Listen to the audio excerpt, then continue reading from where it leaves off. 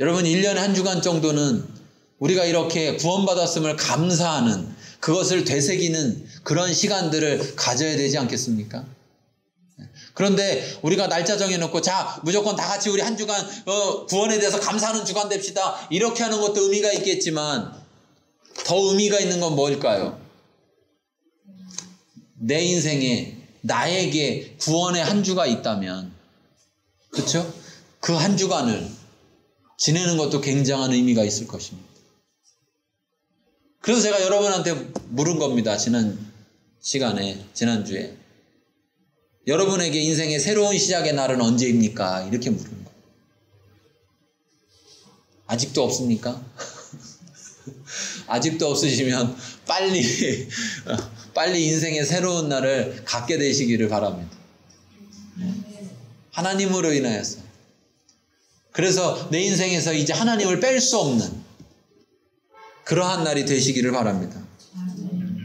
자, 17절 읽겠습니다. 17절.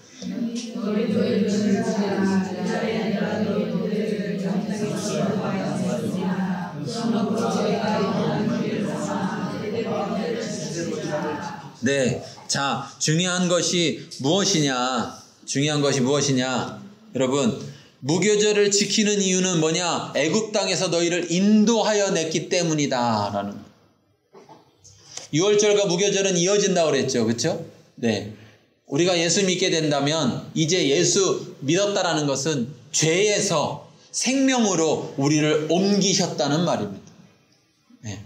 죄에서 우리를 옮겼다는 건 사망에서 우리를 생명 가운데로 인도하셨다라는 거예요. 그래서 그 인도하심에 대해서 우리가 기억해야 된다는 거예요. 여러분, 복음이라는 것 우리가 명확히 알아야 되는데 그 가장 중요한 이유가 뭐냐? 어떤 사람들은요, 자기의 공로로 의해서 구원받은 것처럼 생각하는 사람이 있고, 또 어떤 사람은요, 자기는 공로가 없어서 구원받지 못하는 것처럼 생각하는 사람이 있습니다. 둘 다 잘못된 것이죠. 둘 다. 진정한 구원은 하나님으로부터 왔다는 것을 우리가 기억하는 것이 중요하다는 것. 기억하는 것. 하나님이 나를 구원하셨다는 것. 하나님이 왜 역사의 주인이시기 때문에, 나를 창조하신 창조주시기 때문에, 그래서 그분에게 내 인생을 드렸을 때 오히려 그분이 나를 주관하신다는 것. 자, 인도한다라는 거 잘 생각해 보세요. 인도자는 인도를 하는 사람은 인도 받는 사람보다 뭘 더 가져야 되나요? 뭐를 더 가지고 있어야 될까요? 인도하는 사람은 인도 받는 사람보다. 첫 번째, 지식이 있어야 됩니다. 지식이 없으면 여러분 인도할 수 있어요? 없어요? 없습니다. 어디로 가야 될지를 모르면 할 수가 없습니다. 두 번째, 능력이 있어야 됩니다. 능력.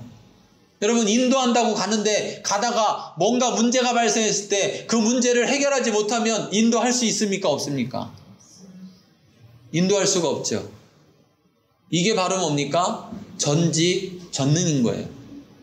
하나님이 우리의 인도자가 되신다는 것은 하나님이 전지와 전능하신 하나님이기 때문에 우리를 인도하신다는 거예요. 여러분, 여러분의 인생에 여러분이 인도자가 된다면 여러분에게 이 두 가지가 있어야 됩니다. 뭐가 있어야 됩니까? 앞을 볼 수 있어야 됩니다. 앞을 볼 수 있어야 인도할 수가 있어요. 내 인생을. 그렇죠? 두 번째, 앞을 보면서 어떤 일이 일어나면 그 일을 뭐 할 수 있어야 돼요? 해결할 수 있어야 돼요. 하나님은 우리의 앞을 보실 수 있어요. 그리고 우리 앞에 나타나는 문제를 해결하실 수 있습니다. 자, 여러분, 누가 인도자가 되는 것이 좋겠습니까? 여러분의 선택입니다. 여러분의 결정입니다. 우리가 그 선택, 그 결정을 할 때 하나님께서 우리의 인도자가 되어주신다는 거예요. 그리고 만약 우리가 그 선택을 했다면 기억하라는 겁니다. 이제부터 네 인생은 누가 인도한다? 하나님이. 한번 꺼내주는 거로 끝나는 게 아니라, 애굽에서 한번 꺼내주는 거로 끝나는 게 아니라 네가 살아가야 될 가나안 땅, 그곳까지 내가 너를 인도한다. 우리가 앞으로 영원히 살게 될 곳이 어디입니까? 천국에 갈 때까지 누가 인도해야 될까요? 하나님이 인도하셔야 되죠. 하나님이 내 인생을 그곳까지 인도하시겠다라는 거예요. 그걸 기억하라는 거예요. 맡기시겠습니까? 어쩌시겠습니까? 누가 내 인생의 인도자가 되도록 해야 될까? 우리가 정말 결단해야 되는 겁니다. 내가 정말 전지하고 전능하다면 내가 하면 됩니다. 제일 좋겠죠. 제일 편하겠죠. 그래서 사람들은 선악과를 따먹게 된 것입니다.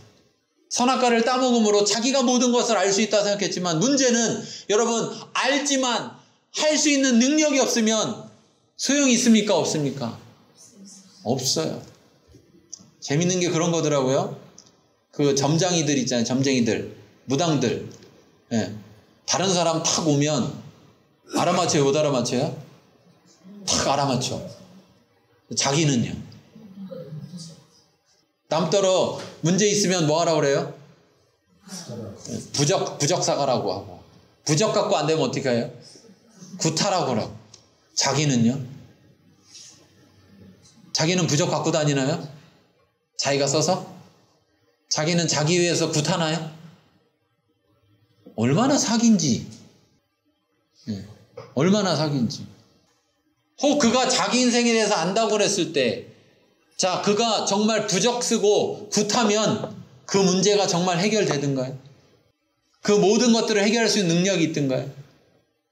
여러분, 마치 우리는 우리 자신이 점쟁이인 것처럼, 우리 자신이 무당인 것처럼, 마치 내 인생을 다 알고 나는 내가 제일 잘 알아 그러면서 내 인생을 내가 잘하는 것처럼, 마치 내 능력으로 모든 것을 할 수 있는 것처럼 그렇게 생각하는 경우들이 많습니다. 그런데 진짜는 하나님이 우리의 인도자라는 사실입니다. 너무 감사한 거죠. 뭘 했죠? 뭐를 했어요? 하나님이 우리의 인도자가 되시도록 우리가 뭐를 했죠?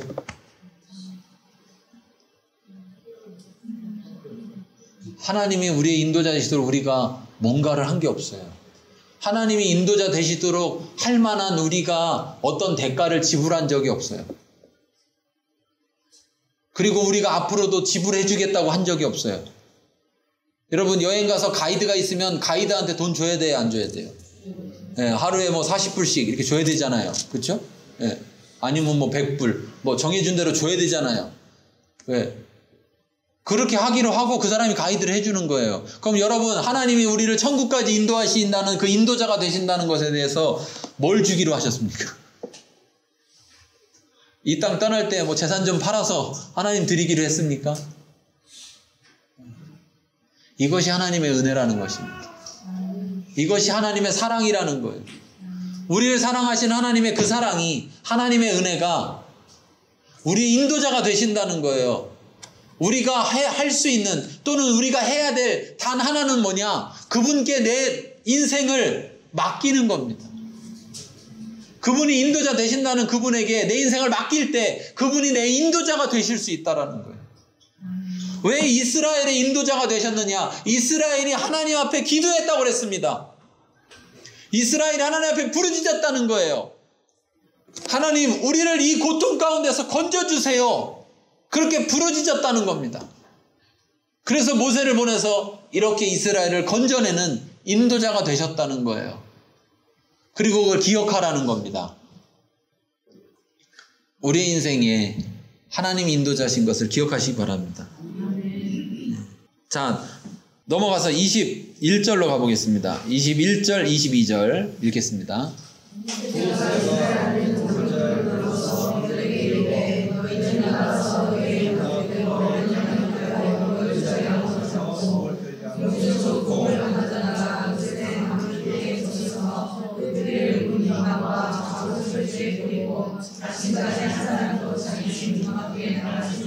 자, 한 사람도 자기 집 문 밖에 나가지 마라. 그 피가 발라져 있는 그 밖으로 나가지 마라. 나가면 어떻게 되는 겁니까? 죽는 거예요. 여러분, 우리가 예수 그리스도를 벗어나면 죽는다는 걸 알아야 됩니다. 예수 그리스도 밖에 있을 때 우리는 죽은 거라는 것을 알아야 되는 거예요. 애굽에게 장자가 죽었다는 것, 장자만 죽는다는 것을 보여준다는 것은 결국 그들에게 뭘 이야기하는 겁니까? 장자만 죽은 것이 아니라 전부가 죽는다는 것을 말하는 것이고요. 여러분, 장자가 죽는다는 건 어떤 의미가 있습니까? 장자가 죽는다. 배가 끊긴다는 걸 말하는 거예요. 이어지지 않게 된다는 걸 말하는 거예요. 그래서 애굽 사람들이 뭘 느꼈냐? 아, 우리가 망했다. 장자가 죽음을 통해서 우리가 망했구나. 우리가 이제는 이러다가는 다 죽는구나. 그래서 이스라엘 백성을 내어 쫓는 것입니다. 이스라엘 백성이 있다 보면 장자만 죽는 것이 아니라 이제 어떻게 된다고요? 모든 사람이 다 죽겠구나. 장자는 대표적인 거죠. 대표적인. 그래서 그 대표성 때문에 그 한 사람의 죽음이 그 공동체의 죽음을 말하고 있는 거예요. 예수님께서 우리의 장자가 되십니다. 예수님께서 하나님 앞에 우리의 장자가 되셔서 예수님께서 우리의 모든 죄를 대신하셔서 우리의 장자가 되심으로 예수님께서 십자가에 달려서 죽으신 것입니다. 그리고 우리 모두를 살리신 거예요. 여러분, 우리가 그것을 꼭 기억해야 됩니다. 지금 모세에게 했던 말을 모세가 장로들에게 해서 그대로 이스라엘 백성이 그대로 지키도록 이야기하고 있는데, 여기에서 놓치지 말아야 될 것, 집문 밖에 나가지 말아라. 집에다가 피 발라놨다고 밖으로 나가면 어떻게 됩니까? 죽는다는 것이죠. 죽는다는 것이죠. 하나님의 말씀 안에 있을 때 그가 생명을 얻는다는 것입니다. 23절 읽어보겠습니다.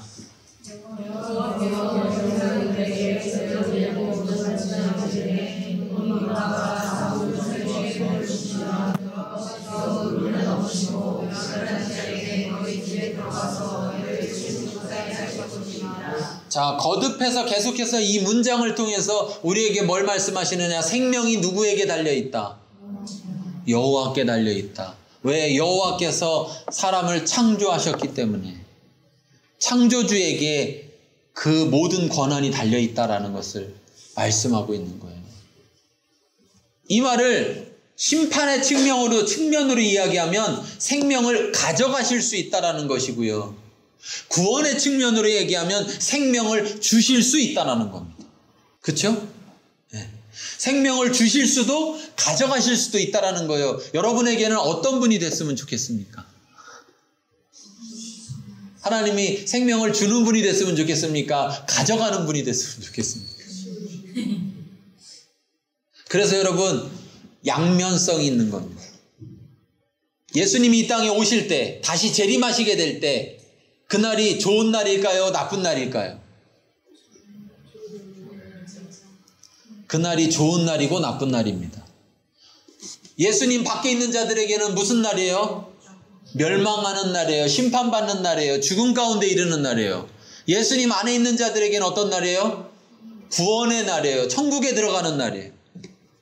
그래서 종말을, 예수님의 다시 오심을 기대하지 않는 자는 어디 있기 때문에 그럴까요? 문 밖에 있기 때문에 그래요. 예수님 안에 거하는 자들은요, 예수님 오시기를 기대하게 되는 겁니다. 예수님 오시기를. 왜? 그날이 구원의 날이요, 그날이 은혜의 날이요, 그날이 기쁨의 날이기 때문에, 그날이 생명의 날이기 때문에. 자, 예수님 내려오신답니다. 옆 사람에게 물어보세요. 옆 사람에게 말해보세요. 예수님 내려오신답니다. 이렇게 얘기해보세요. 그리고 표정을 한번 봐보세요. 표정을. 옆 사람의 표정을 한번 봐보세요. 여러분, 우리가 살아갈 때 어떻게 살아가야 되느냐? 예수님이 내일 오실 것처럼 살아야 됩니다. 그럼 오늘 어떻게 살까요? 돈 쓰느라고 바쁠까요? 여러분, 신랑이 올 때 신랑이 조금 늦었더니 어떻게 됐습니까? 기름 떨어진 그 신부들은 혼인잔치에 들어갔습니까? 못 들어갔습니까? 못 들어갔습니다. 예수님 내일 오신다면 우리 오늘 뭐 해야 될까요? 결혼 준비해야 되겠죠. 여러분, 우리가 진정으로 얻는 것이 무엇이냐? 하나님으로부터 생명을 얻는다는 걸 기억하세요. 그 하나님이 우리에게 그 생명을 주신다는 거예요.